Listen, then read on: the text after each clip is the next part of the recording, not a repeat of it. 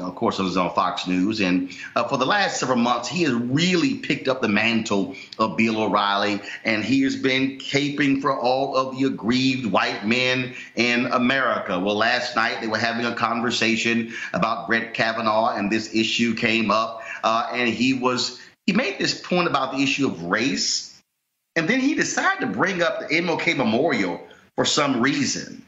Watch this. Democrats aren't looking for justice here. They want a revolution. For 60 years, they have been telling us that it is immoral to judge people by their skin color, and they were right about that, absolutely right.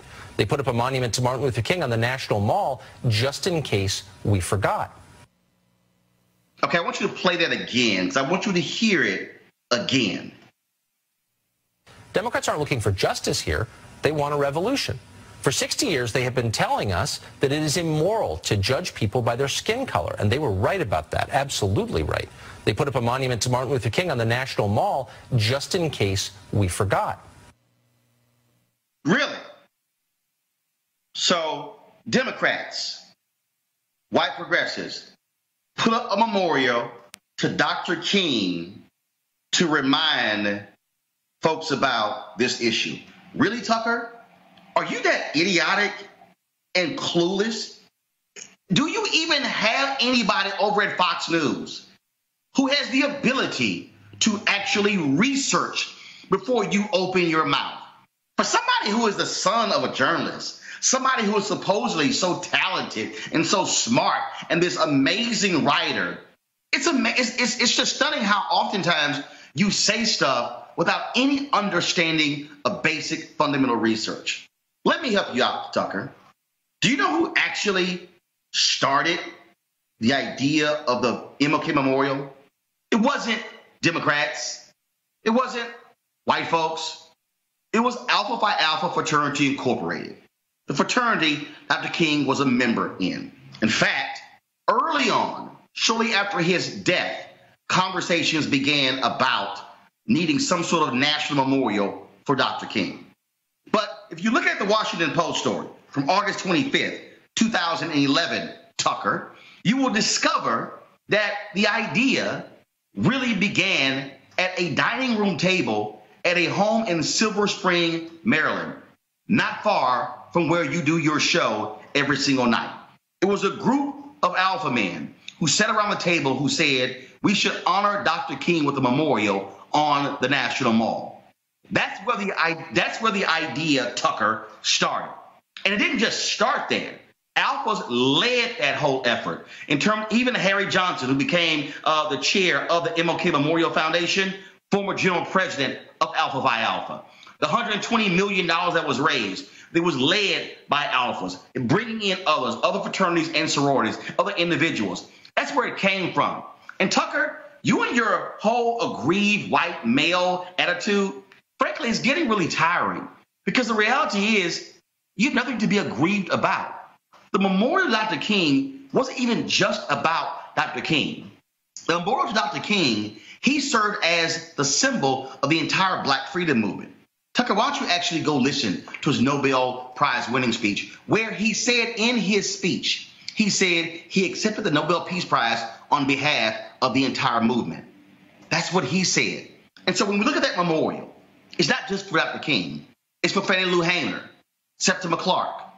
It's for Dorothy Cotton. It's for Hosea Williams and Fred Shuttlesworth and Reverend Jackson and Reverend Andrew Young and E.D. Nixon. And the list goes on and on and on. We could name a litany of civil rights leaders. That's what it's for. It's for those foot soldiers in Selma. It's for the folks who were beaten in Birmingham. It's for those. It's for a white pastor, James Reed, who was killed in Selma. It's for all of those individuals, Tucker, who forced America to be the nation it said it's supposed to be. See, there's a reason, Tucker, it's on the National Mall. Because in America, we hail Abraham Lincoln, and we hail Franklin Delano Roosevelt, and we hail Thomas Jefferson, and we hail all of these figures. But it took Dr. King and others, as he said, to redeem the soul of America, to force America to say, you're going to be the nation in reality that you are on paper. That's why the memorial is there. And see, I know it's rough for guys like you, Tucker. I know it's rough for you to have to drive by every single day and to see this monument to this black man. See, I know it's real difficult because the reality is this here. The monument is a reminder about the reality of race in America. The fact that it is the only memorial to an African American on the National Mall says a hell of a whole lot, Tucker, about America. It is also the only non-president with a memorial. Why is this important? Because, Tucker, guys like you really are uncomfortable with where America is going. Guys like you can't handle that in 25 years, America is going to be a nation that has majority people of color. See, guys like you can't deal with the fact that you won't get to make all of the decisions. See, I know it's tough. I know it's so hard because, I mean, you guys have been in control, white men. You've been in control of America for so long. I mean, you ran the Native Americans off of their land. And of course, then you put into place one of the most sadistic slavery institutions the world has ever seen. See, I know it's real tough because even after the Civil War and after Reconstruction, then you put in place Jim Crow, and then you ran that system and you control the monetary policies of America, the political policies. We know that 113 Supreme Court justices, 107 have been white men. See, I know things are just so tough for white men because we've had 45 U.S. presidents and 44 have been white men. See, I know it's just so hard for all you white guys now that you have to give up a few of the Fortune 500 CEO jobs in America because, oh my goodness, how dare somebody say, let's hire a white woman or a black woman or a black man or Latino. See, I know it's just so rough, and you guys don't get to control everything in America like you have done up to this point. But Tucker, guess what? You're going to have to suck it up. You're going to have to deal with the reality. Like I told the white supremacist Richard Spencer, we're not going anywhere. And I know that's hard for you, but you're going to have to deal with it because everywhere you turn, we're going to be there.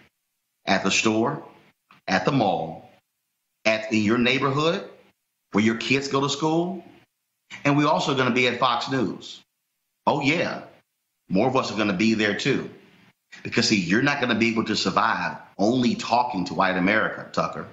You're going to have to learn how to talk to the rest of us, the folks who've actually made America be the nation it's supposed to be.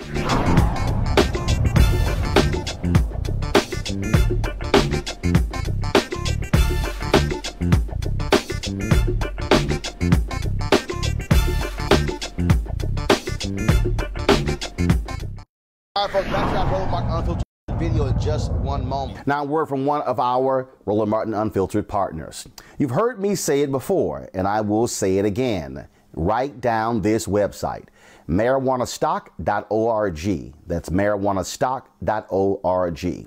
I'm going to tell you why it matters. Legal marijuana has grown to become a $9 billion industry in roughly 6 years. Forbes magazine predicts the market will continue to grow to nearly $50 billion in the next 10 years. So whether you like it or not, legal marijuana is a growing industry, and it is only going to get bigger. Now, if you're an investor, you get it.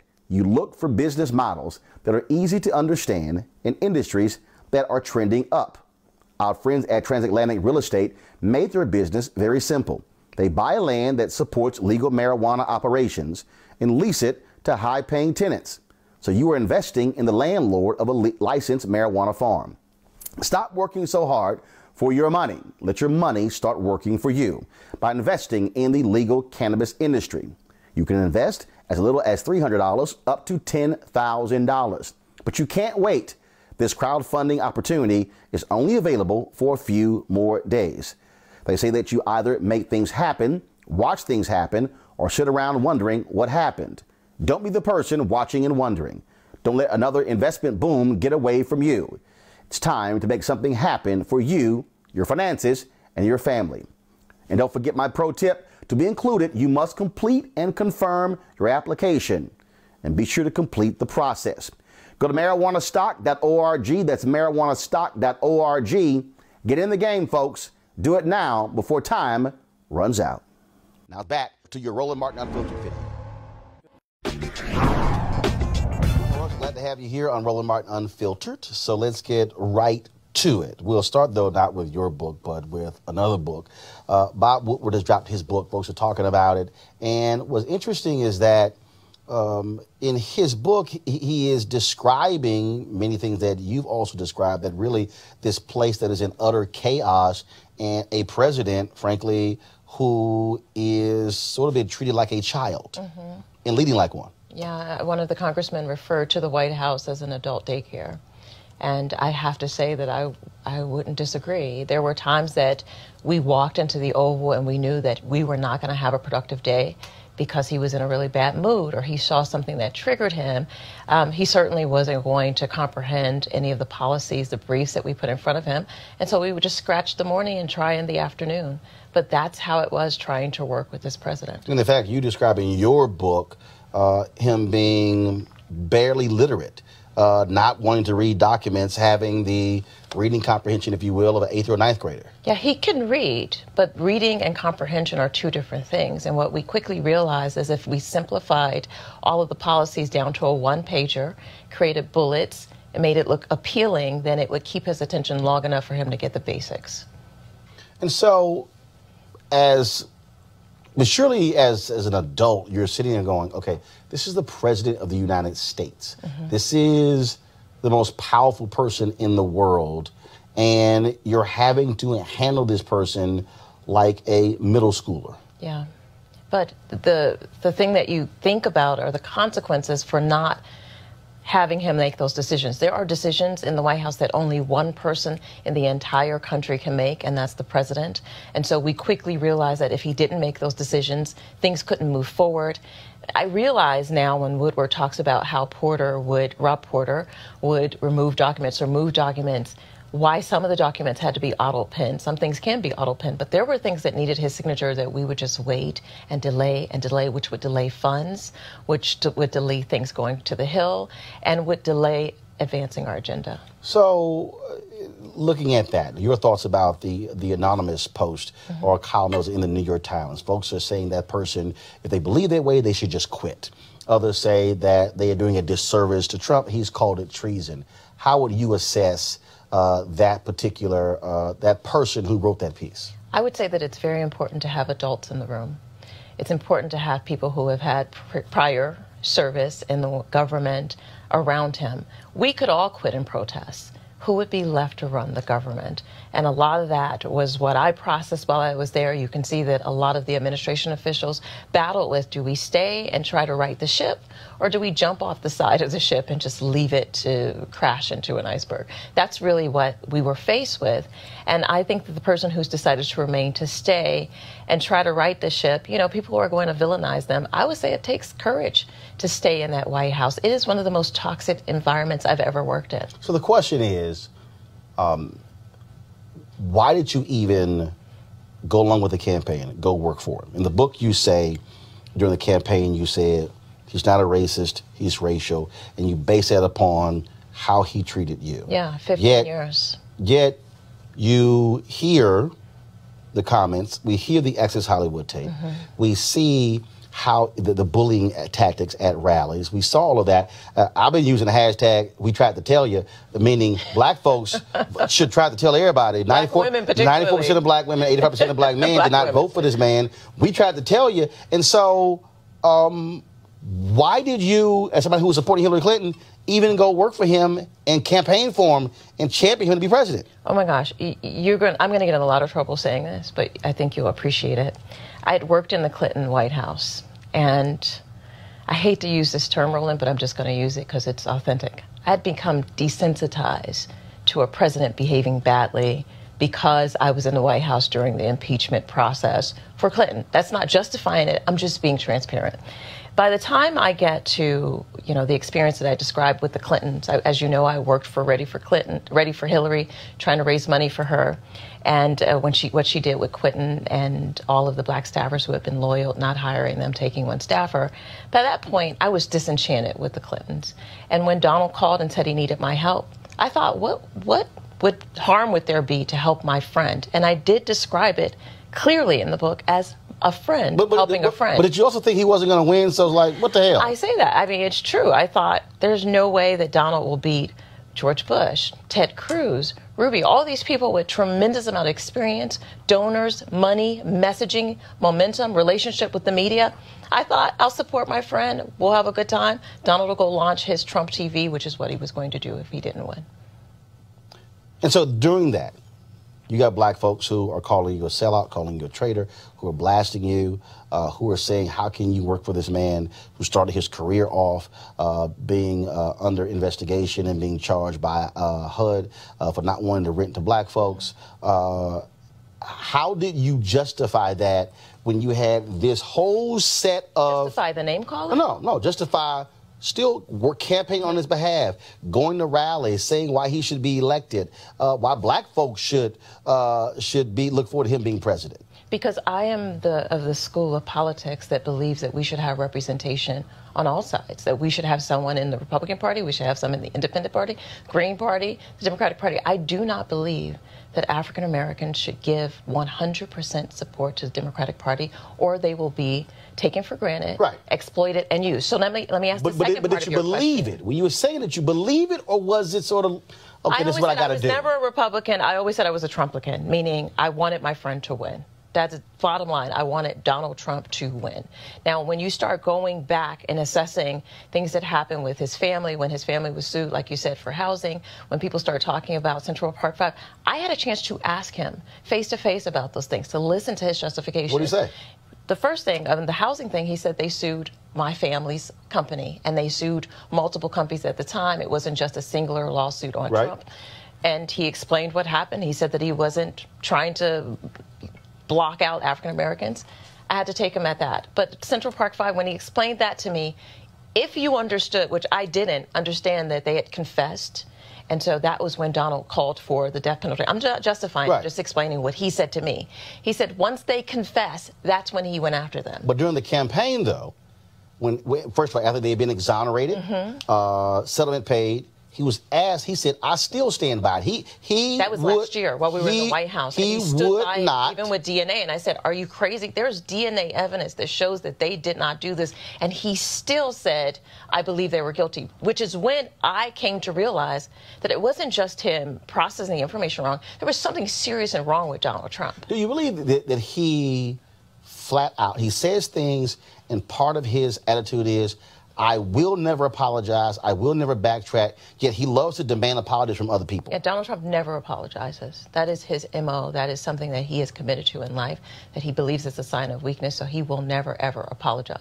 Which I think makes him look more weak. It doesn't make him look strong. So you believe that excerpt in the Bob Woodward book where he says that was the worst effing speech he had to give when he had to criticize the white supremacists and neo-Nazis, I saw it with my own eyes. When I went in there, I don't know if you remember, we tried to arrange a meeting with Tim Scott. Tim Scott came, and they thought that was enough for race reconciliation after Charlottesville, and I lost it. Meet with the one black United States Meet the one black, and he really didn't feel that he needed to do any more. He felt like Obama let down the country, which I thought was ridiculous, and not healing all the racial problems in the country in the 8 years that he had.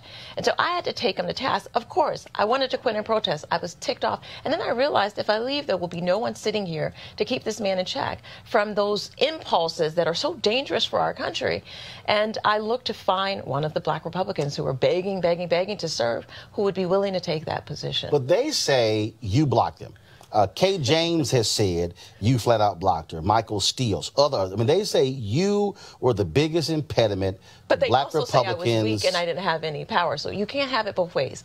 Roland, they can't say I was ineffective, I didn't do my job, and I didn't have any clout. And then in the same breath say I had the ability to keep hundreds of black Republicans from coming into the White House. I wasn't the head of presidential personnel. I wasn't the head of HR. But they want to assert that because the truth is the Republican Party has had a bad relationship with black Republicans since still. Remember, they had the black exodus. All the black Republicans quit.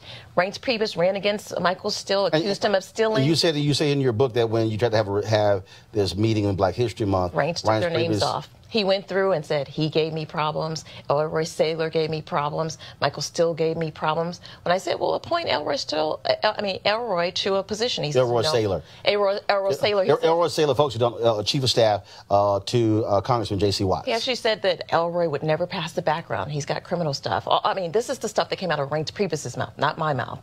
And he had problems with Michael Steele and some of the other black Republicans, but they want to pin it on me. The truth is they had issues. They had a black exodus. All the black Republicans quit because they had beef with the party. That has nothing to do with me.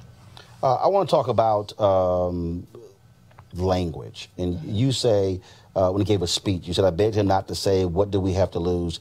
And also, you people.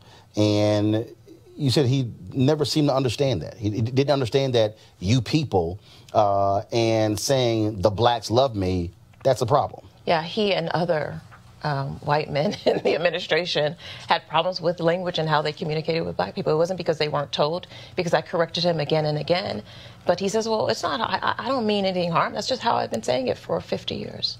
When he made his comment about shithole countries, Haiti was one of those countries. You went to Haiti for the inauguration of a new president, and you write, him saying, why did you choose that shitty country as your first foreign trip? You should have waited until the confirmations were done and gone to Scotland and played golf at Turnberry, of course, where he owns. And yet you say you had to remind him, dude, you campaigned in Miami. We went down there repeatedly, over and over again. We made all these commitments, but not only that, I went down, I made commitments. I went to the country, made commitments to the president of Haiti. So when he started talking negatively about them, of course, those comments came out publicly. It was also my word on the line of saying we were going to do better by Haitians than what the Clintons did. But we didn't. We've let them down. We turned our back on them. And he stopped TPS protections for Haiti. That was one of the primary things that I was fighting for while I was in the administration. So that was just for show.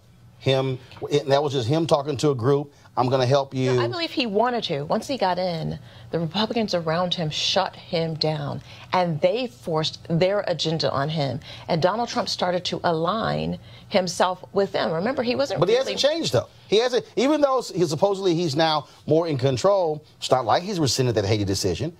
It's still in effect. It is still in effect, and the same with El Salvador and several other countries. The problem is that because we've decided, and when I say we, black leadership has decided, we're not going to deal with them for 4 years, we'll just see what happens. The problem is they can make decisions about TPS and not get any pushback because no one's going in there to demand that they extend TPS because the conditions in Haiti have not improved for people to return. 40,000 Haitians back to Haiti would completely burden that economy that the president of Haiti is trying to rebuild. You call Steve Bannon and Stephen Miller alleged racist, but then you go in on Jeff Sessions in his racial history. Do you believe that Jeff Sessions is a racist who does not like people of color? Yes, absolutely. And why? Well, first of all, his track record. I mean, not only has he used words that are inappropriate towards African Americans, but the aggressive ways that he's dismantled civil rights protections in the Justice Department is just mind-blowing. This man has worked to make sure that not only where we talk about justice and civil rights and keeping our inner cities safe and giving the funding so that police and community relations be improved, he's rolled those back. So that instead of them improving, they've actually deteriorated. And I would use Chicago as a prime example. And with that, it's very interesting because this president often loves talking about Chicago. He does. Has not gone. Refuses to go. Refuses to go. If questioned, where's your plan? There is no plan. It's because he has a beef with Rahm Emanuel.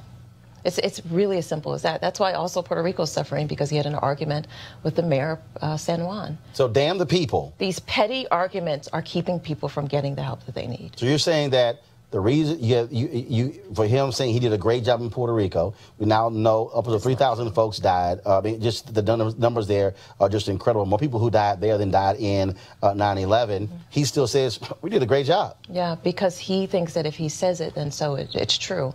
He just made a statement: don't believe what you see, only believe what you hear from me. And that's because he has this cult following, a cult of personality that will actually believe the things that are coming out of his mouth. You talked about the work that you did and what you were and the black folks you were trying to help. One of the big issues, obviously, was HBCUs, and you took lots of fire for that. The presidents went there, the photo they took in the Oval Office, and do you believe that, based upon, again, what you've written here, that was the one area you were able to at least do something while you were there? I did a lot with HBCUs. One example is getting year-round Pell Grants. The Obama administration decided to cut Pell Grants for the summer. As you know, HBCUs suffer during the summer without having the proper funding. Went to Mick Mulvaney and lobbied and fought for that. And that was one of the things I was most proud of. But also bringing the 100 HBCU students to Washington and allowing them to see government up close and personal firsthand. Mind you, I did that with no staff, Roland. Remember, Valerie Jarrett had 14 people working in her office. She had a fiefdom. I only had an assistant. And so I was able to accomplish these things, not to the great success that I wanted, because I just didn't have the resources, but to the best of my ability. Also moving the HBCU initiative from Department of Education back into the White House, and I want to deal with Department of Education because you clearly have no love for Betsy DeVos. You accompanied her when she went to Bethune-Cookman, Howard University, and you write that they left you where they were supposed to travel somewhere, and they left early. She told you to call Uber? She did. She did. We had just faced protesters, and people were very angry and very aggressive and wanted to get violent with us. And yet the next morning, she left early and said, well, just Uber over to the building. And I took an Uber, all right. I took it right to the airport and flew back to the White House. And then you said you went to the White House and you tell Trump, which you referred to as DJT, you said he shook his head in disgust. He said she is Ditzy DeVos. Mm-hmm. Because that's what he calls her? Yes, he calls her Ditzy DeVos. First of all, he has nicknames for everybody, derogatory nicknames. And he said he was going to get rid of her because he had basically cut a deal for her to serve because of the amount of money that she and her family have raised to support his efforts and his campaign as well as his inauguration. But about her, you say the depth and breadth of her ignorance is a travesty for the children. I can tell you after years sitting in those meetings and observing her that she's woefully inadequate and not equipped for her job. And then you said she does not care about your children. Be afraid. Be very, very afraid. Look at the decision she just made towards Howard University. Put them in a category that's going to put $108 million burden on an institution that was already struggling. Put them in a classification that's equivalent to a beauty school. I think that was something that she did, being malicious, because she wanted to send a message and because she does not understand the historical contributions that HBCUs made to this country. I said earlier, during the campaign, you said he's not racist, he's racial.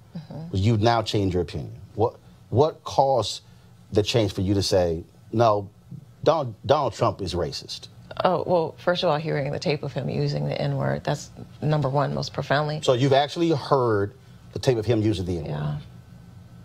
And I'm going to tell you that I feel that I put myself out there. Hundreds of interviews, you saw them, saying, this is my friend, he's done so much, he's not racist, over and over and over again, only to find out that he absolutely doesn't give a damn about African Americans or the community. And in fact, he speaks that way, calls us names, and thinks that we're beneath him.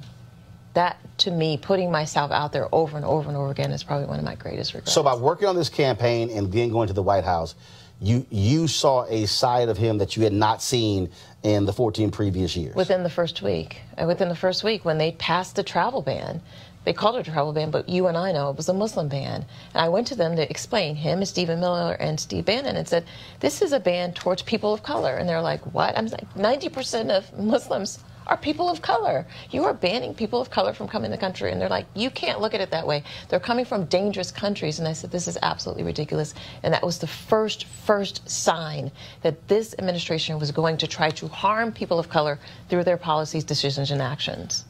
We talked about it on my show, the number of people who have been removed from this administration who've made racist comments, whether on radio, whether on print. Why do you think folks who are racist are very comfortable in this administration? They're very comfortable because there is a dog whistle that goes out to let them know it's now safe to say whatever you want to say. Things that used to be said in private and behind the scenes are now openly stated. And then when they get busted, they say, oh, we didn't know that that was harmful. Like saying, don't monkey this up with Ron DeSantis in Florida. Yeah, he said, oh, I didn't know that was a racial statement. That's absolutely not true. Donald Trump has set an environment that's conducive for these folks to show their true colors. And their true colors are that they do not care about people of color, and they are not trying to advance any agenda that will build unity in this country. You're a person of faith. What do you say to white evangelicals, white conservative evangelicals who say nothing, who, when he makes his comments, they do nothing? I've challenged Paula White, and I've said... You personally challenged? I challenged her in a commentary. I sent her an email. She said her comment was, when she gave it, she was talking to one of the television shows, and I blasted her. She said the comments were taken out of context. She says, she and I will talk when she got back. I emailed her, and I said, okay, let's do it. And then as we've exchanged, I've texted her and exchanged emails. And my deal to her is, I want to sit down. I want her to come sit down with me, because for somebody who, frankly, has gained her popularity from preaching to black people, leading a diverse church, an African-American church there in Florida, I believe she owes black folks an explanation as someone who's leading his council. And so she is the leading deciding factor on faith in our administration. And, I talk in the book and wonder, why did he put her in a position where she could make these decisions? She literally would come into our office in the Office of Public Liaison and tell Ginny Corn and other staffers, this is what we're going to do with faith. But she let me carve out black faith just for myself. Meanwhile, she was making decisions for the evangelicals to advance their agenda. So when you see them say nothing, you see them not even decry him when he makes the Charlottesville comment, are they, in essence, co-signing and saying, fine, as long as you give us right-wing conservative judges, you can do whatever you want? They have made that agreement. In fact, in the ministers' meeting that we got blasted for having, I don't remember the... Oh, no, I remember when Pastor Parsons couldn't answer any of my questions as to what was discussed in the meeting. In the ministers' meeting, they basically made a pact that they would hand over their pulpits so that Donald Trump could advance his political agenda as long as he gave them what they wanted. Every single element of their evangelical agenda will be delivered in this administration. You write in the book about not protecting or need to protect yourself. We now know that you recorded meetings, a number of different things. When did you start that? Was there something where you said, you know what, I don't trust what's going on here, I need to get these folks on tape? Was it from the outset? Or was there something that actually happened where you said, I got to do this? Well, let's just take, for example, the black Republicans who keep saying, I never wanted to meet with them, I never wanted to help them. If I didn't have those recordings of calls of them trying to get them to send candidates so that we could recruit them for positions in the agencies and the administration, people would believe that. If I didn't record General Kelly locking me in the Situation Room, threatening me, and telling me that things were going to get ugly for me, and that there could be damage to my reputation, no one would believe me. But that's so important, Roland. But something has to precipitate that. So, I mean, when I was in Fort Worth, and I knew in Texas it was one-party consent, and if I got called into my editor's office, I could tell based upon the tone, I was like, you know what, I got my tape recorder, let's see how this goes. So was there something that precipitated that where you said, every meeting I go into, I got to record every meeting? Was there a conversation? Did something happen where you say, I better protect my back, and the way I'm going to do this is with a recording device. If you've ever read the book A Spook That Sat by the Door, you understand that as the only black person in the room, sometimes you're going to hear things that are so shocking that even if you repeat to people, they won't believe it. There were moments where I knew that if I did not cover my back, no one would believe it. More importantly, I would not be able to explain how the decisions were made, how Donald Trump came to the decision to separate parents from their children at the border, or where the genesis of that started. I can't go into much more detail. As you know, Donald Trump has decided to sick his legal team on me. I'm in the middle of an arbitration proceedings with him. But I will say I have no regrets about making those recordings and protecting myself, and we'll use that when we go into the court of law to demonstrate the corruption that I witnessed in the campaign as well as in the White House. If we were at a dinner party and it was a group of black people and folks said they named black folks who they could not stand, Clarence Thomas probably would be first and your name will come up. Mm-hmm. How does it make you feel when black folks say, you can't invite her to a cookout, we don't want to see her, we don't want to talk to her, she's a traitor? The phrases they use to describe you are vile. How does it make you feel when black folks say that about you? Well, first and foremost, let's acknowledge that all black people are not a monolith. Right, right. When you say black folks, that's not just one collective group, and we do not all participate in groupthink. So there is a large segment of African Americans who support me, who supported me when I was in, who sent encouragement, who do not reduce themselves to calling names and saying things about cookouts and that sort of thing, because I was the woman in the arena. There's this poem about being the person in the arena who knows victory or defeat, but what's worse is the person who doesn't put themselves out there, who's never fought. I'm a soldier. And so when people call me names and lob threats at me, the truth of the matter is, if you're not at the table, you're on the menu.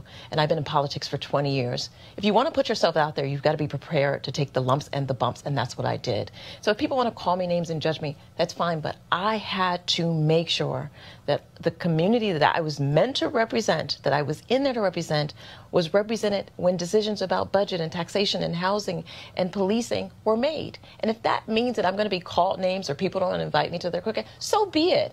I'm at the point where I will throw my own cookout because I've earned that through my experience, my education, and the ability to put myself out there and make a difference. And when you're making a difference, you're not going to have everybody agree with you. You're not going to be popular. So what? I put myself out there. I follow the path that God has outlined for me, and I stand firmly in what I did. And the regret that I have is that more African Americans don't get involved in the political process. And you know why they don't? Because they see what happened to me. The reason they're discouraged from running for office or getting into political office, because they see the names that I get called, how people treat me, how you get shunned, and they get discouraged. So I'm going to encourage people that we need you. We need them in the race. We need them involved. We need them in the fall, during the midterms. And don't get discouraged by the names of the people or the naysayers, the critics. They're always going to be there. But what we need are people who are brave enough to put themselves out there to be change agents for our community. We need that more than anything. April Ryan gave an interview. She has a book coming out where she says the Trump administration is trying to destroy her career. The two of you used to be friendly. Wasn't she a bridesmaid or something like that, or was supposed to be in your wedding? Something along those lines. And it is as if it's absolutely oil and water. Yeah. Do you believe this administration is trying to destroy her career? She early on said that you said there was a dossier on her, on me, Pastor Jamal Bryant. I called you immediately after that, which was ridiculous. I don't give a damn. Almost like it's public. But that relationship, I take it, it's non-existent. Let me just say, I have a tremendous amount of respect for her. You may not know this. I met April when I worked in the White House the first time, back in 1998, 99, when she first was starting and I was starting. So we came up through politics. And I'm glad that she wrote a book so she could tell her story. But I think it's important to understand that she had an incredible job to do in a White House that is not friendly to the press in general. They just don't like the press as a whole. And they have been aggressive to her. And I wish her nothing but luck. I don't hold grudges. I really don't. I have moved on.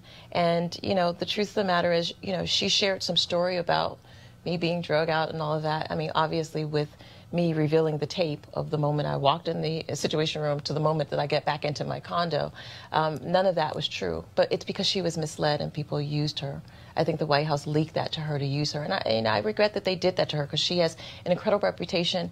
And I wish her nothing but the best. I truly hold nothing personal because she was just doing her job. What's next? What's next is that I am going to be on the front lines to, first of all, leading a resistance so that we can get this man out of office. One of the things that I did was help him get in, and I hope to commit the rest of my time to getting Donald Trump out of office. And what does that mean? Does that mean you will, if he doesn't get indicted or if he doesn't get impeached or resigns, that mean that you will be out there, whoever runs against him, if a Republican runs against him, if I was the Democrats, that you will be campaigning against him? Three tiers. One, voter registration is important. Two, educating voters so they can get out. But three, I mean, I think you know, I've talked about in the book that I participated and continue to cooperate with the Mueller investigation so that we can expose the corruption. And I will continue to do that. And I will continue to blow the whistle on the corruption that's happening. That's important.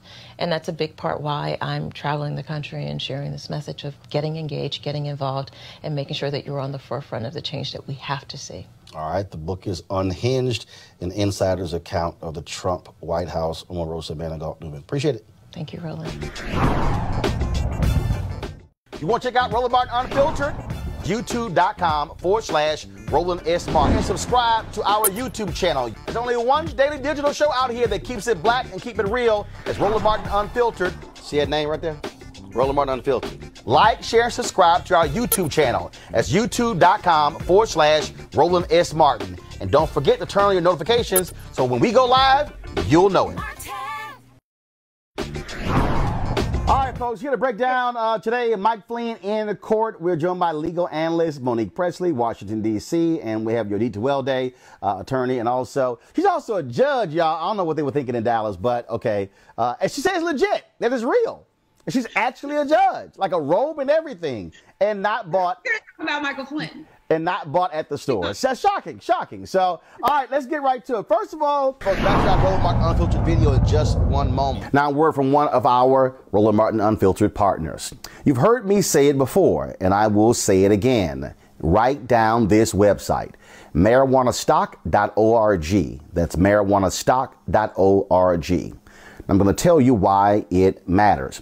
Legal marijuana has grown to become a $9 billion industry in roughly 6 years.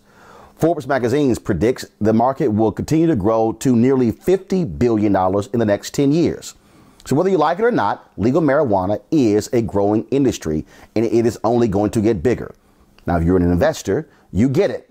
You look for business models that are easy to understand in industries that are trending up. Our friends at Transatlantic Real Estate made their business very simple. They buy land that supports legal marijuana operations and lease it to high-paying tenants. So you are investing in the landlord of a licensed marijuana farm. Stop working so hard for your money. Let your money start working for you by investing in the legal cannabis industry. You can invest as little as $300 up to $10,000. But you can't wait. This crowdfunding opportunity is only available for a few more days. They say that you either make things happen, watch things happen, or sit around wondering what happened. Don't be the person watching and wondering. Don't let another investment boom get away from you. It's time to make something happen for you, your finances, and your family. And don't forget my pro tip. To be included, you must complete and confirm your application. And be sure to complete the process. Go to marijuanastock.org. That's marijuanastock.org. Get in the game, folks. Do it now before time runs out. Now back to your Roland Martin Unfiltered video. Yo, this black judge was not playing around today, Monique. No. And all I can really say is this is one of those moments. It reminds me of that scene in Pretty Woman when Julia Roberts goes back after she had been clowned and she walks into the boutique and she's like, "You work on commission, right? Big mistake. Huge. I don't understand what Flynn's lawyers were thinking about when they were in front of the Honorable Emmett G. Sullivan. And they thought that there was going to be some sort of skate, and just because everybody else agreed, when they did that clown memo where they're like, oh, but it really was a conspiracy and blah, blah, blah. Listen, this is the same Judge Sullivan who was over the Ted Stevens trial. This is the same Judge Sullivan who a few months ago turned a plane around in midair. He does not suffer fools. I have appeared in front of Judge Sullivan for 2 years in a hotly contested case. He called 4 members of my office to testify while the case was going on. He doesn't play with the government. He does not play with the Justice Department. He doesn't play with, I'm surprised he didn't try to add the treason count himself. I could see him. I could almost see his hair just kind of standing up on its head. I didn't even have to be in court. I know what happened. So your D, it was a trip watching this whole thing play out, because this was sort of like in track where somebody walk your ass down. Like, you've got this like huge lead, and then somebody like just straight sucks you up and walks you down. He was sitting there going, so why y'all didn't charge him with treason? And then he was like, you were national security advisor. And he was just, okay, so let's talk about entrapment. Everything that his attorneys were saying, he got entrapped by the FBI. He basically forced him to admit, no, they didn't entrap me. No, I'm not here against my will. He was walking him down step by step, yo, D. Okay, so here's the infuriating part. When you enter into a plea deal, what you're doing is taking accountability. You can't then say it's because of being entrapped, it's because I was intimidated or coerced. When you take a plea deal, a judge is going to ensure that other than the plea bargain, you're pleading guilty because you are in fact guilty. You weren't intimidated, you weren't coerced. Other than what was promised to you in the plea deal, you are pleading today purely because you are saying, I did it.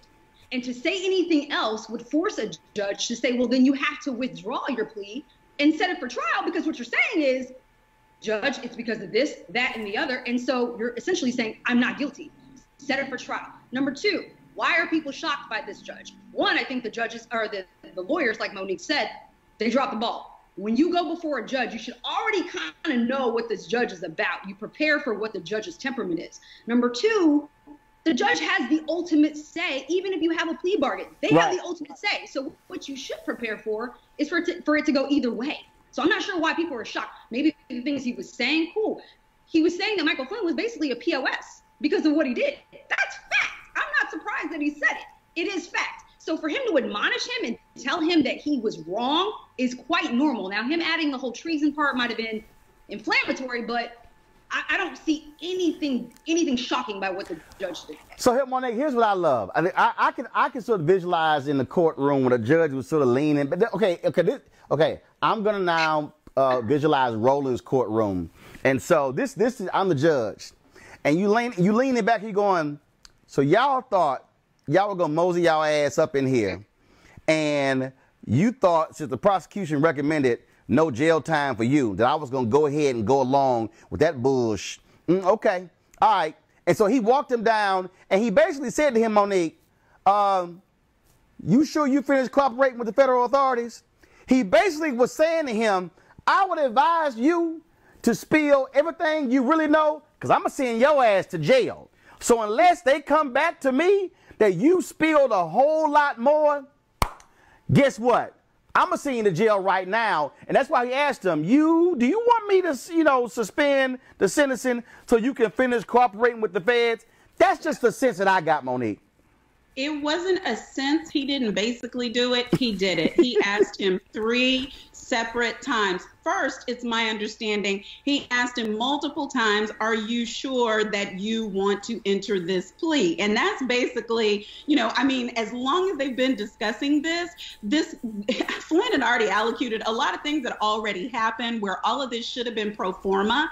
But again, because, and I hate blaming lawyers, but because these high post lawyers, it's hubris, it's arrogance.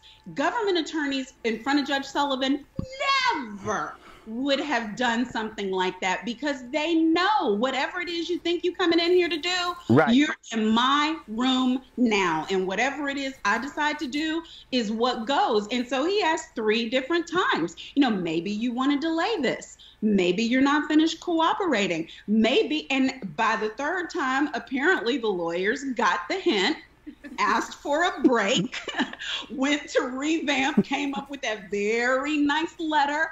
But see, why would they have done what they did? And see, here's the thing. It's not just that they sent in that hellish memo. It's that they forced Mueller's hand because then they had to check him and push back. Like, now, wait a minute. Yeah, he cooperated, but nobody was coerced. He knew he was lying. And again, Sullivan, former prosecutor, former Superior Court DC judge, former Court of Appeals judge, now federal judge, please. He takes this very, very seriously, and they got in front of the wrong black man today. That's your D, final one on this. Again, I think the way the conversation went, his lawyer was like, say, Mike, everything we told you before, don't none of that count. So whatever you holding back, player, I'm going to need you to reveal everything to the feds, because this man going to send your ass to prison. You and your 3 stars. He going to send you to jail. I'm just letting you know. I mean, it was amazing reading the tweets of the people who were in us, the people who were, of course, in social media, as I was reading the tweets, and it was just like going one by one. And I was going, woo-hoo, dog, you are in some serious trouble. They had to recalibrate quickly. But what happens if he doesn't have anything left, Yodi? Oh, he got something left. What happens if he's empty? Because they've said he fully cooperated. Yodi, go ahead. Add more. He needs to come back into his memory and pull something. I'm not saying make anything up. Right. But his pre-sentencing investigation report has to look different from today's and in March. So I'm still confused as to why his sentencing was scheduled before he fully cooperated. I don't care how many meetings he's had with Mueller. There's still so much to tell. And I do believe that he felt like, I'm going to get my plea today. I'm going to walk out of here and I'm done. And I don't have to really cooperate with the government. Yo, D and Monique, I'm telling y'all, he didn't fully cooperate. To me, that was their way of saying, you know, you got some more stuff to say. Who? The judge? No, No, the government was fully satisfied. They were going in there and saying we're not recommending jail. No. The judge wasn't. Whatever was redacted, whatever he saw, he wasn't fully satisfied. He said you have 3 more months to make some stuff happen, because I'm telling you right now, if you want to be sentenced today, you're going to be clanked. That's my point. That's my point. And my point is, he's going to go back and be like, okay, yeah, you know, there's some stuff in the deep recesses that he really didn't want to reveal. He's going to have to turn over some stuff to satisfy his judge. And I think a lot of people felt like the judge might have done him a favor. I think the judge also did the government a favor, too, because he's saying, you have more. They need more. So both sides, essentially, he's free to walk home and go home and sleep in his bed tonight. And the prosecution, they're just going to have to wait and see whatever he comes up with. Some people may argue that he may be pressured to make something else up. I don't know. You know, the president's calling Cohen a rat when he's, you know, not said a thing about Flynn. And Flynn is actually admitted to lying under oath to FBI. So I don't know what he would call him, but it's going to be funny to see how Trump is going to characterize him in the next several months if he comes up with more things. And now Trump is going to say, oh, well, he's a rat too. So, you know, he's just trying to get out of, you know, going to prison. But it's just going to be interesting to see what this judge does in March. Well, Monique, I got to say, considering the fact that Trump has appointed basically 90% white male judges to the federal bench, it's just got to be something that this black judge is whooping that behind. Power to the people. I don't know what to say about it. I've been in front of him a number of times. He is not an unfair judge. He can run hot, and they caught him wrong today. So the one thing they need to do before they come back is pray. Pray that it's not another run hot day. Sometimes he'll go back, he'll think about it, and, you know, it might be better. But he gave them a chance, because it wouldn't have been one of those Cohen things. Today's the day I want my sentence. I don't have anything more to say. I'm not going to fully cooperate. Just give me my time and I'm going to roll out of here. And then he ended up with 3 years, but at least now he's done. Okay. Judge Sullivan was cute. Mind you, and they could have gone to court today and completely kept quiet, like Monique said, but they had said something in that motion by talking about entrapment. Entrapped. The judge had to address that, because you're coming into court now and you're saying that you want to take this plea deal, but your attorneys just mentioned just the other week that this might not be as clear cut as you guys are trying to make it out to be. Now you're saying that you were coerced in some way. We got to establish that. But remember, the FBI, that is law enforcement. And there's nothing, and look, if you're a federal judge, there's nothing to me more offensive to you. And he basically said it. He not basically said it. Here you were, the national security advisor, lying in the White House, working for a foreign government, 3-star general, and you have the audacity, the unmitigated gall to walk into my courtroom and then have your lawyers talk about how, oh, you were entrapped, you didn't know you were lying, you were in the Dominican Republic on vacation, and all that nonsense on Fox News. The judge is like, no. I'm gonna make you stand right here and come out your mouth that everything your lawyer said up until now was a damn lie. And Flynn had to, yep, okay, not entrapment. I knew I was lying. He didn't want him to drop that plea. He said yes. He knew he lied. Yes. Period. So everybody on Fox News, y'all got to come up with some new stuff, because everything y'all been saying for the past week, Flynn just wiped out in court. They're saying that he was trapped now. This very second. Well, guess what? You can't say a man was trapped when the man himself admitting I wasn't trapped. That's how it goes. All right. Monique Presley, your D12 day, we appreciate it. Ooh, I can't wait to see the next person who go in front of the brother judge. This is really the people's court. As long as it's not me, I wore my government blue just in case he's watching. All right, folks. I certainly hope you enjoyed that legal analysis. Certainly different from what you're hearing on all the rest of these cable networks. There's only one daily digital show out here that keeps it black and keep it real. It's Roland Martin Unfiltered. Because guess what? We come back live January 3rd. The blackest show on all of digital, cable, and broadcast. See that name right there? Roland Martin Unfiltered. Hello. Y'all want some of this? YouTube.com/Roland S. Martin. And don't forget to turn on your notifications. There's only one show out here, folks, in the digital world that's focused on you. Because here's the piece. I ain't afraid of Fox News. Come back live January 3rd.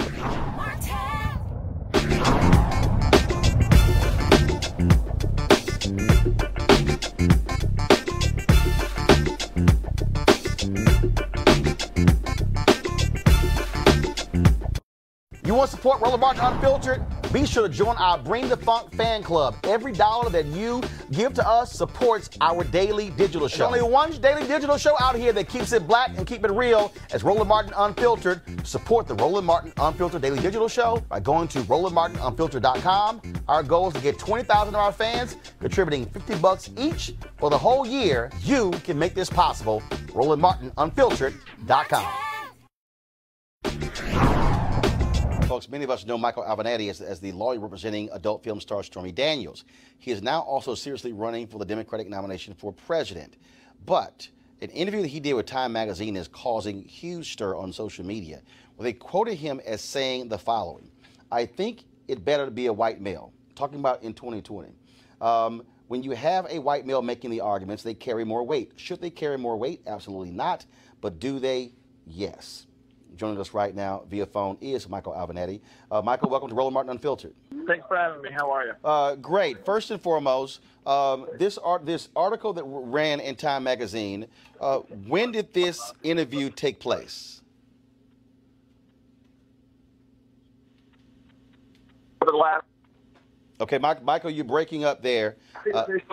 Okay, do you hear me now? Can you hear me now? Yeah, can you hear me? Yes, yeah, now I can hear you. So when did this interview take place? No, the interview took place over the last few months in various points in time. So if this was a profile being done on you, so there were multiple interviews? Correct. Do you recall if the interview was recorded or notes were only taken? You know, at various points in time, I believe it was recorded, and I believe that, notes were taken at other points in time. So when they quote you as saying, when it comes to 2020, I think it better be a white male, did you say that or not? Look, I want to be really clear about this.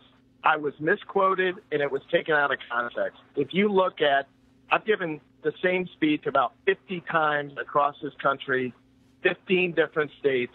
I've been really clear about my position as it relates to racism, bigotry, and sexism. And my position is as follows.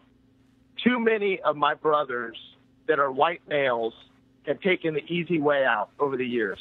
We haven't stepped up and supported African Americans, minorities, women, etc.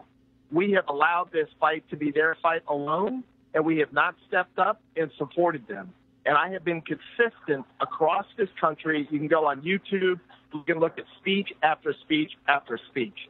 So when it comes time for the 2020 election, my point is really clear and simple.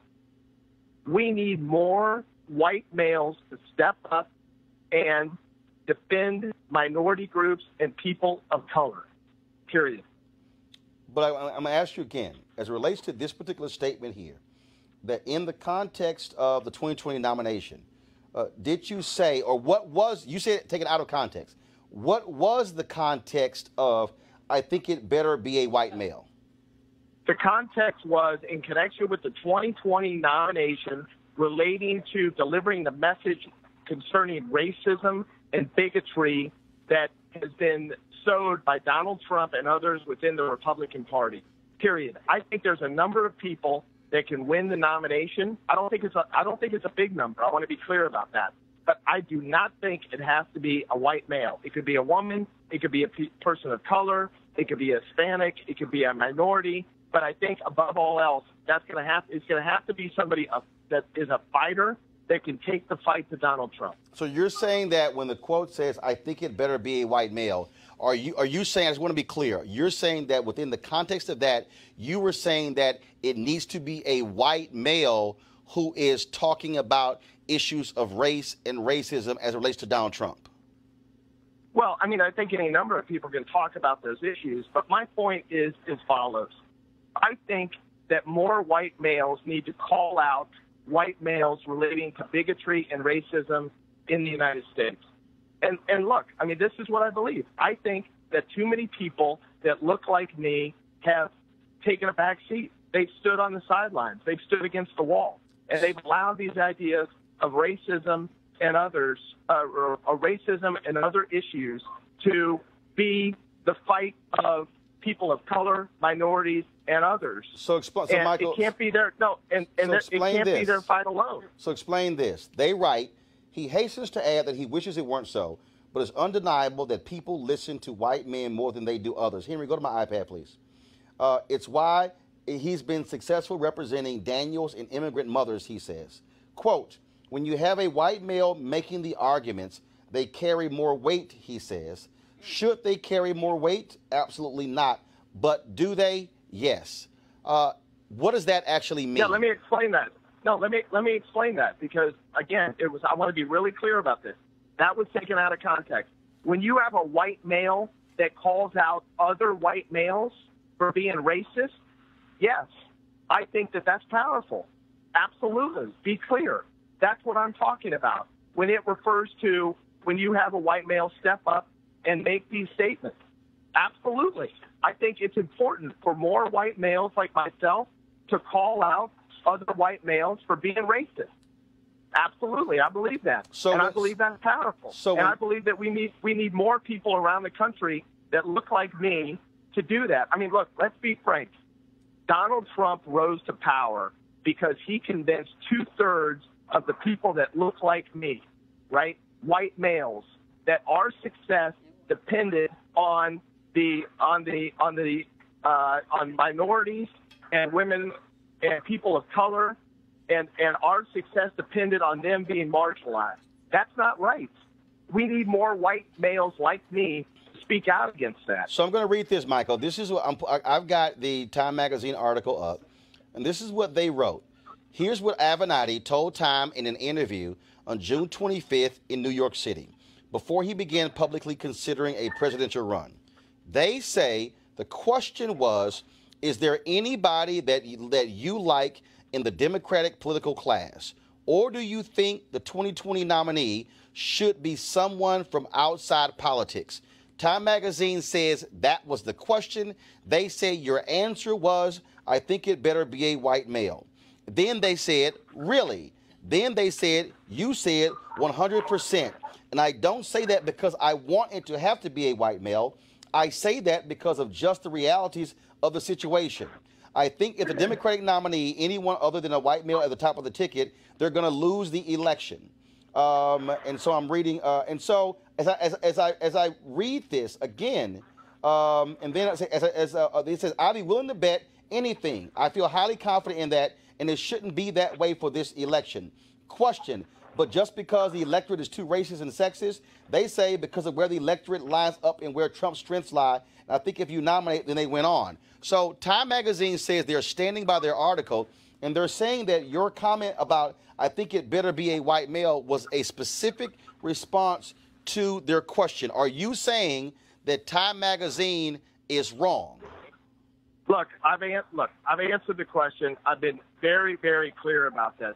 Look at over 50 speeches I've given across the country. I mean, again, I don't know how I can be more clear in what I've already said. I stand behind everything that I have said. People can go on YouTube. I understand. Exactly. No. Let me just finish. No, go ahead. They can go on YouTube. They can go on YouTube and look at what I have said consistently. Okay, I am confident that your viewers, listeners, etc., agree with what I'm saying. More white guys need to step up and call out white guys. Period. I've been consistent about this. But Michael, here's the issue though. I'm a journalist. I've been one since I was 14 years old. Time says that this was an interview and exchange back and forth. I don't know if this interview was recorded, so therefore, that way none of us can actually hear the context and the nuance of the conversation. But what Time Magazine has posted on their website, time.com, they have posted what they say is a direct question, answer, question, answer, question, answer. And what I'm asking you is, are you saying... I haven't seen it. I haven't seen it. I can't comment on it. Okay, No, wait a minute. No, hold on, Michael. I'm going to finish my question. I'm going to finish my comment. Then you can go ahead and answer. So, again, and I'll send you the link so you can actually see it as well, and that's fine. But what if you say that they got this wrong, then what are you going to do next? Are you going to ask them to produce the recording? Look, I haven't decided what I'm going to do next. But what I've done next is you asked me to come on your show. Yes. I did not hesitate. I immediately said I would come on your show. I'd be happy to answer your questions, which I am answering. I'm answering your questions. Right. So look, go back and look what I've said consistently for the last 4 or 5 months. Okay. The bottom line here is, and again, I think I gave the first speech in July or June of this year. And I've given the same speech across the country. I've said the same thing. I have called out other white males relating to the fact that they've taken the easy way out and have not done what they should do in connection with calling out racism, bigotry, and sexism across this country. Okay. Well, here's the deal. I would love for Time Magazine, if you said that you were taking it, because look, I totally understand. I've seen folks who have been taken out of context. I've also seen people who said they were taken out of context. They actually were in context. I would hope that Time Magazine would release a recording of the conversation. I've sent via DM to you the link of their actual story so you can actually see what they have posted on their website. And then hopefully this will be clarified and cleared up. Let me ask you a couple questions. Yes. Let me ask you a couple questions. Who do you think is best positioned to beat Donald Trump in 2020, assuming the economy stays where it is? Sure. First of all, right now, there's no one person you can argue right now who's best positioned, because if you go back to 2007, I'm answering. The likely candidate. Michael. Here's the deal. I'm answering your question. In 2007, in February 2007, in Springfield, Illinois, when I was there freezing my butt off when Obama announced he was running for president, the reality is from February through August of 2007, he was 20 points down to Hillary Clinton. He was down among African Americans. Everything changed for him at a debate in Iowa when she screwed up the question about illegal immigrants getting driver's licenses. The entire race changed. The reality is this here, and I've been saying this for 2 years. to get the best candidate, they have to run. Who do I think is going to be there? I do believe Vice President Joe Biden. I know a former Attorney General Eric Holder is looking at it. I know Senator Kamala Harris is running. Senator Elizabeth Warren is going to run. Senator Bernie Sanders is going to run. I do believe that potentially you're going to have former New Orleans Mayor Mitch Landrieu also run for president as well. I can't say right now who can beat Donald Trump because they haven't gone. My question's different. No. Look, let's have an honest discussion. Go ahead. My question's different. I want to push back for a minute. Listen, go ahead. Let's assume that it's October 2020, not October 2018. You and I both know who's likely to run. So let's fast forward. It's October 2020. The environment is the same. The economy is the same. I'd like you to tell me right now who is the best person that has the best opportunity to beat Donald Trump of the likely candidates, and we can include everybody you just stated.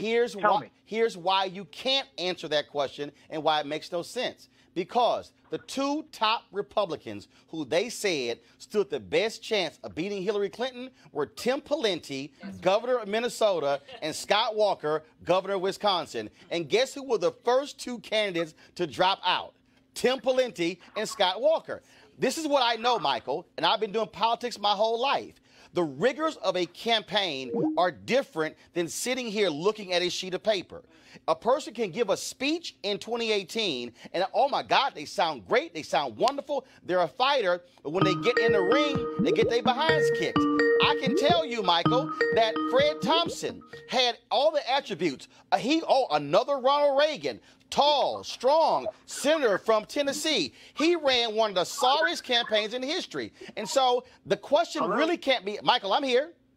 So the question, the reason the question can't be answered is because until a person goes through the rigors of a campaign, then you never see how they fare under the stress and stand the test of that sort of rigorous deal.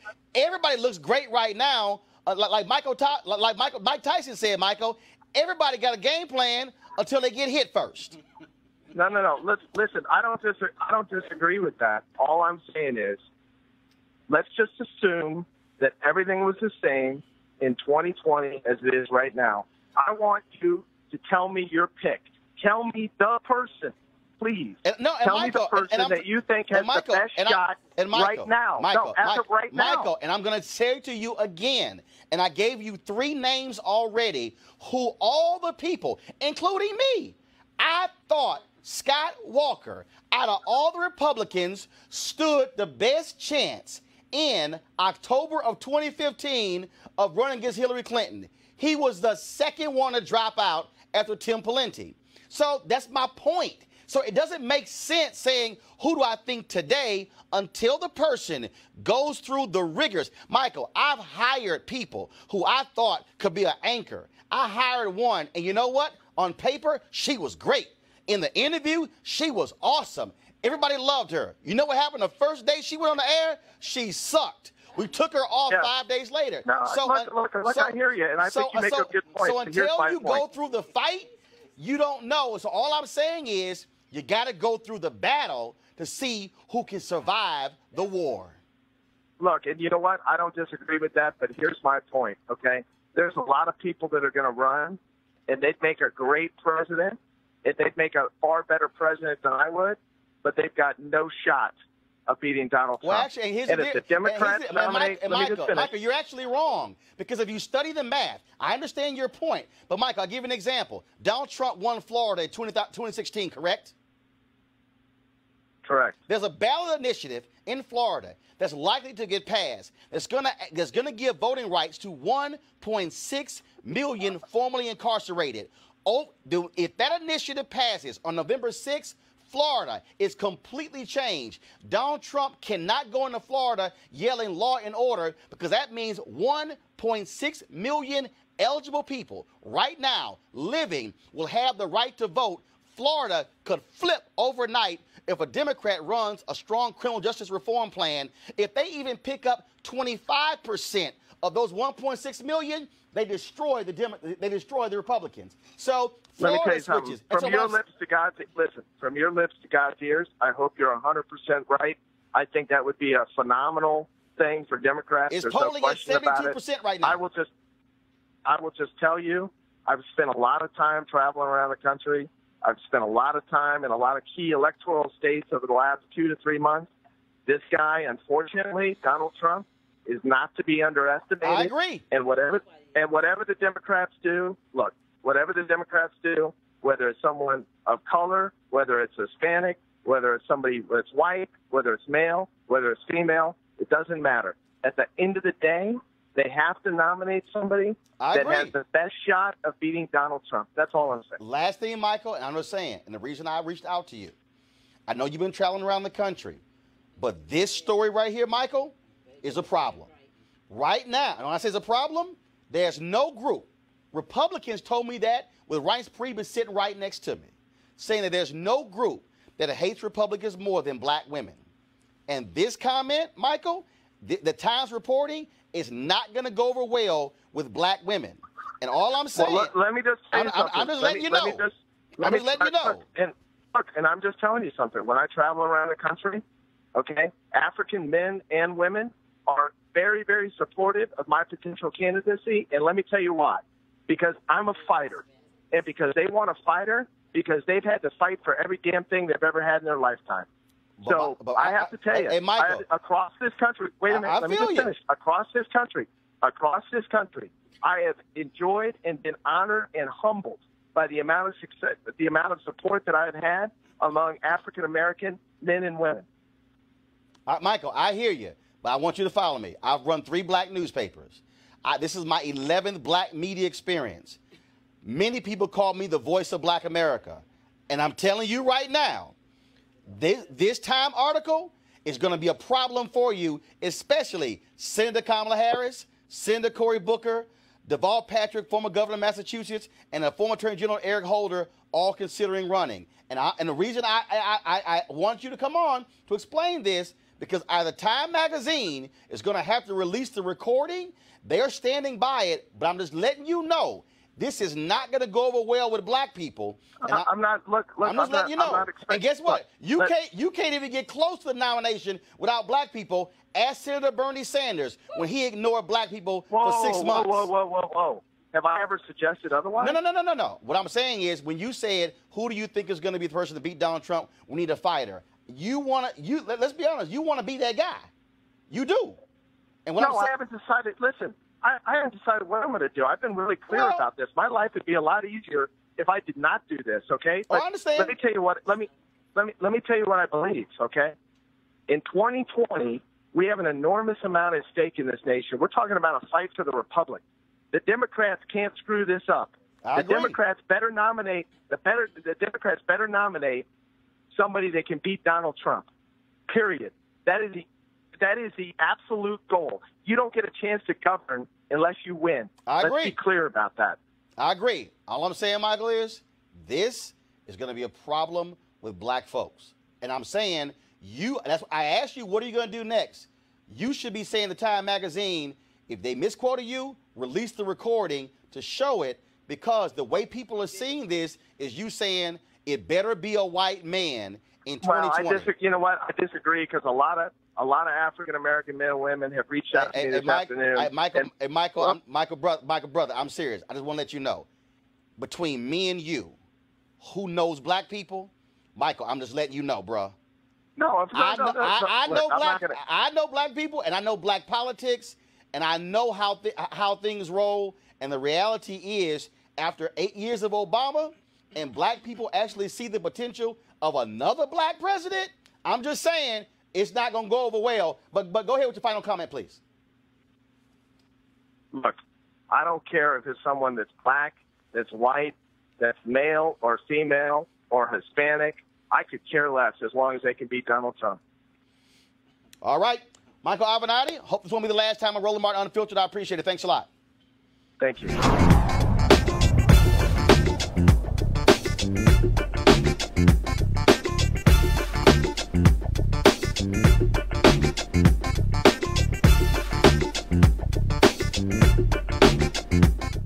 There's only one daily digital show out here that keeps it black and keep it real as Roland Martin Unfiltered. Because guess what? We come back live January 3rd. The blackest show on all of digital, cable, and broadcast. See that name right there?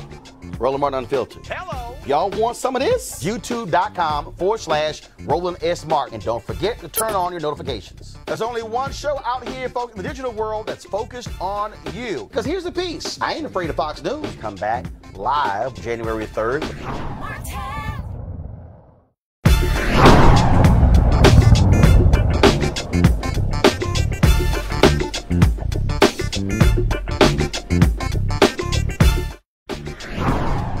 Okay. What the hell is wrong with white women? First, we got the white woman calling the cops on the brother who was trying to barbecue in Oakland. Then we got the white woman calling the cops on a sister who trying to sell some lemonade in the Bay Area. Then we got, I guess some other white women stores acting crazy, but now we got two more ignorant white women, okay? So let's deal with the first one, in New York, all right? So this crazy white woman's in the store, okay? A woman comes by with her son and daughter. She accuses this 8-year-old boy of groping her flat behind. Watch surveillance tape, y'all. No, I want the cops here right now. No, I'll talk to you. I'm gonna stay right here. I'm gonna stay right here. I'm gonna stay right here. The arm. Yeah. Oh, man. The cops are right down the block. I can go hide. What happened? White lady calls the cops on a black lady. I get it. Yeah, they're videotaping. Mentally ill. Yeah. Mentally Listen, ill? I don't care. Listen, you remember me, right? From school, right? Yeah. That's right. The son grabbed my ass. She said and that she my son decided to yell at stay here.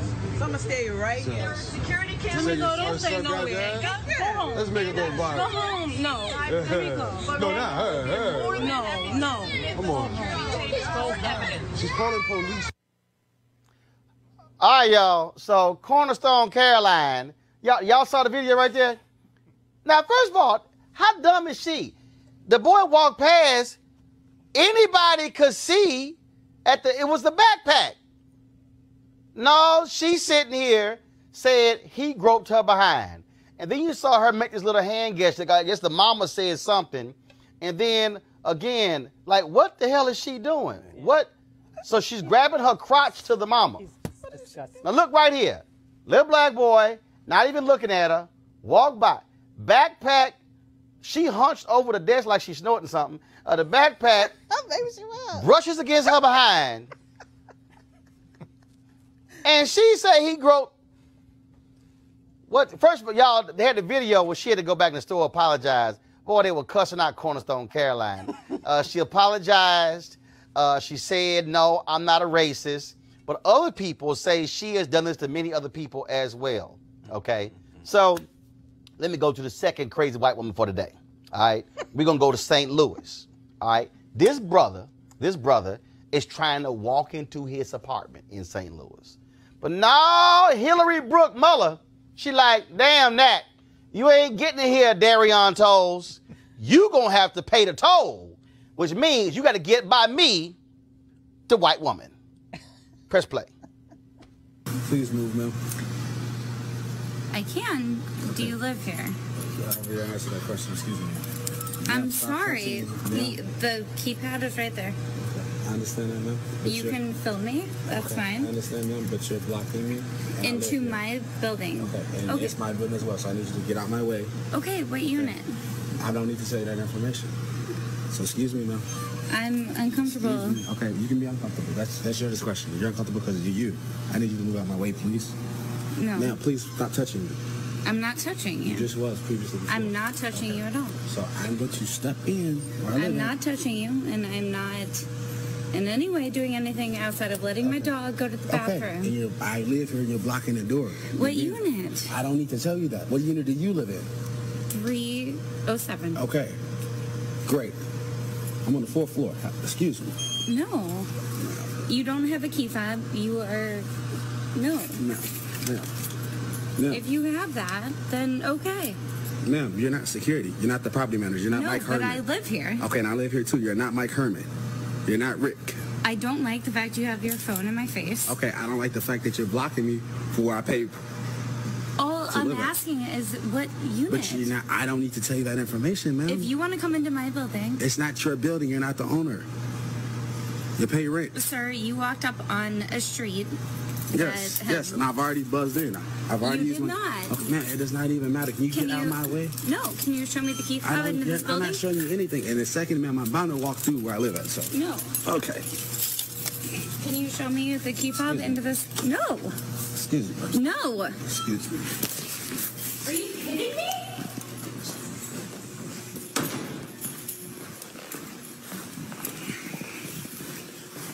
Wow. Call the police, whatever you want to do. Where are you going? Do you have a key fob that looks like this? You can film all you want. I'm not being rude. I'm not being disrespectful. You walked into a building that I was taking my dog out and pushed your way in. No.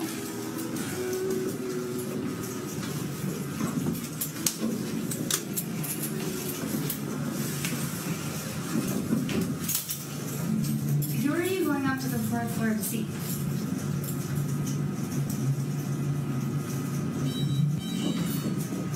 No, I want to know who you're going to see. So now you're going to follow me? I am. Why? Because I would like to know who's friends and why you're here. Because I live here. And if you do, then I would like to meet you because you're a neighbor. And You didn't start off on a good note. I don't want to do no dealing with you. I'm going to my house. I'm going to my house where I live at, where I pay. I would like to introduce myself then as a neighbor. I would like to introduce myself. I do not want to speak with you. Please stop following me. I'm going to call the cops for harassment. That's my next step.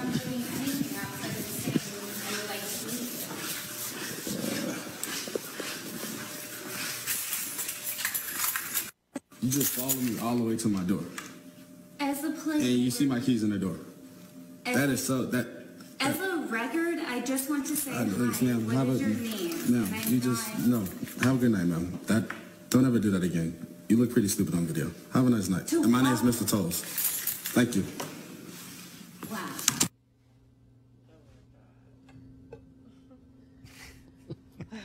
Wow. The patience of that black man. Cause see, I'm just letting y'all know, the words that would have filtered out of my mouth would have likely been bleep bleep bleep bleep bleep bleep bleep bleep. 30 seconds. These white women have lost their damn mind. Yeah. It's ridiculous.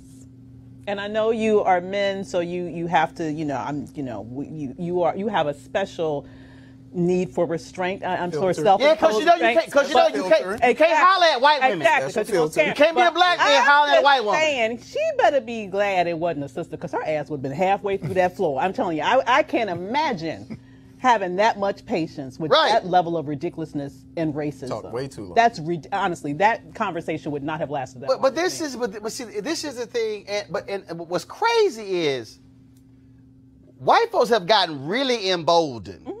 Now, I mean, and so now we can say what's causing it, but Malik, I don't understand. It's them. It's the white boy who asked the black woman about her pool pass, lost his job. It's the white boy in Ohio with the electrical company who was hollering nigga, nigga, nigga. He lost his job. His whole business went bankrupt. And so all these, what kills me is, I don't care if you keep recording. Okay. Heifer, you broke now because you ain't got a job. No, I mean, I can't make any excuses for that or any of the videos that we've seen in the past couple of years. I honestly can't make any excuses of it. You know, I can say as a black conservative, this is something that I experienced most recently during our second-year anniversary here at the our second-year anniversary that we had on Friday, where I got on the elevator and the lady asked, she said, well, what are you guys doing here? And I said, oh, well, this is our second-year anniversary, the Black Conservative Federation. And she said, conservative? And I said, yes. And she said, conservative, as in you're a Republican? And I said, yes. She said, oh, I'm gonna barf. Let me get off the elevator. And she got off the next, on the next stop floor in the elevator. And I'm just sitting here like, wow, good thing that I was who I am. Because if she had had that same interaction with someone else, I mean, she literally said, oh God, I'm gonna barf. Well, at least she, in the at least she ain't walking to your apartment. I know.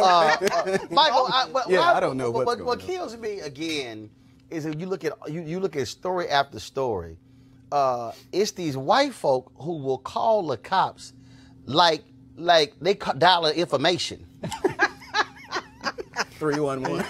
You know what was really, Roland, creepy about that too? When she was following him, it reminded me of the fact pattern of Trayvon Martin. Mm-hmm. Where he was walking and the person was following him and then got into the confrontation.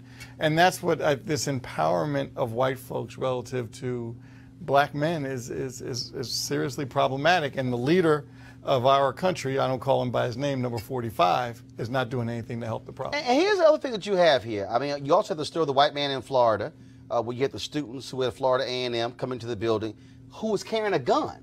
Yes. And then all of a sudden, he pulls it out and flashes it, it slipped out. No.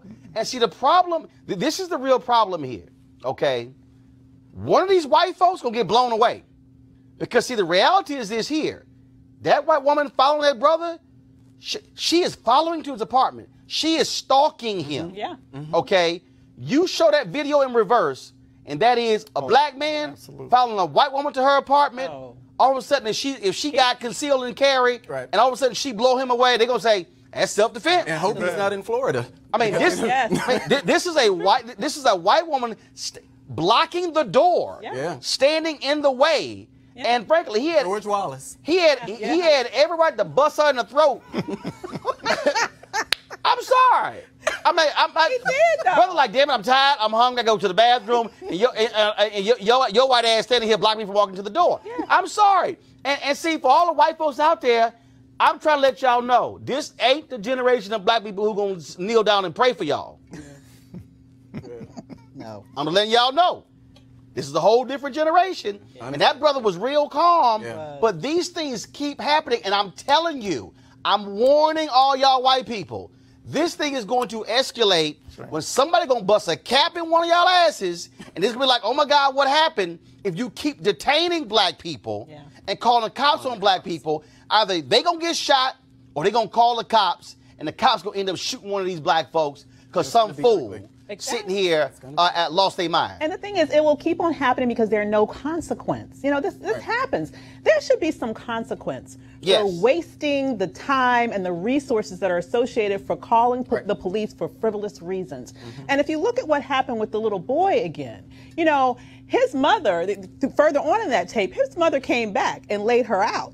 Now, although she apologized finally, belatedly, after she got caught lying on this little boy, she now has the nerve to call for charges against the mother for defending her son. I mean, she's lucky, once again, that she didn't get knocked out. You know, because this is not the moment where people are ready to sit here and say, you can sit here and attack us, attack our children, stalk us, and expect nothing to happen in return. Now, of course, Hillary Brooke Muller, who was a realtor at Tribeca Luxury Apartments, she ain't a realtor no more. She might be looking for a security job. Consequences. Exactly. Consequences. And guess what? The company she worked for is a minority-owned company. They released this statement, quote, we are proud of this fact and do not and never will stand for racism or racial profiling at our company. She's no longer employed. And that's the way it should go. So I'm telling you, Michael, you talked about earlier having the video. Every single one of these white folk who lose their mind also lose their job. So here's the deal. If y'all want to keep acting the fool, I ain't got no problem with the black unemployment rate going lower, with y'all losing y'all jobs, because if you keep tripping, and we gonna keep playing the videos, and we gonna happy to see y'all get fired every single time. Yeah, I agree. And I'm down with it. Yep. All right, y'all. Of course, this is also one of the reasons why. First of all, that video told 5 million views on Facebook. Wow. How many folks have seen it? Wow. So, Hillary, we all know. Matter of fact, you know what? It's probably going to be a Dr. Phil show later on. He's going to get all them white folks together on one show. And like, you got fired, you got fired, you got fired, you got fired, you got fired. And that should be like, what the hell wrong with y'all? That should be the name of that episode. What the hell were y'all thinking? And so I'm looking forward to that, Dr. Phil. Go ahead and pull all them on the show. I just love to see all of them commiserate together in a focus group of crazy, broke, no having job white people.